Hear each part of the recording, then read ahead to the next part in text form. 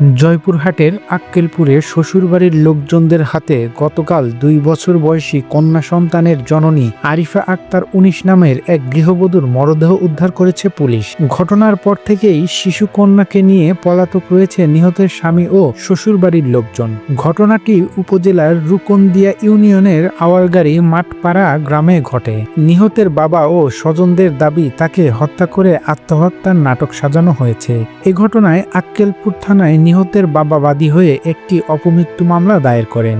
পরিবার ও স্থানীয়দের সূত্রে জানা যায়, প্রায় ৩ বছর আগে সুমনের সঙ্গে পারিবারিকভাবে বিয়ে হয় আরিফার। যদিও এটি ছিল আরিফা আক্তারের দ্বিতীয় বিয়ে। দাম্পত্য জীবনের এক পর্যায়ে তাদের মধ্যে পারিবারিক কলহ শুরু হয়। এ বিষয়ে একাধিকবার গ্রাম্য সালিশ হয়েছিল। রবিবার দুপুরে সেই কলহের জেরে আরিফা আক্তারকে মারধরের অভিযোগ ওঠে তার স্বামী সুমনের বিরুদ্ধে। দুপুর ৩:৩০টার দিকে প্রতিবেশীরা আরিফা আক্তারের বাবার বাড়িতে খবর দেন আরিফা মারা গেছেন। খবর পেয়ে স্বজনরা দ্রুত আরিফার শ্বশুর বাড়িতে গিয়ে দেখেন টিউবওয়েল পারে আরিফার মরদেহ পড়ে আছে। এ সময় বাড়িতে ওই শিশুসহ তার স্বামী ও পরিবারের অন্য কাউকে পাওয়া যায়নি। প্রতিবেশীদের ভাষ্য, ঘটনার পরপরই বাড়ির লোকজন পালিয়ে যায়। পরে পুলিশ গিয়ে লাশ উদ্ধার করে আক্কেলপুর থানায় নিয়ে আসে।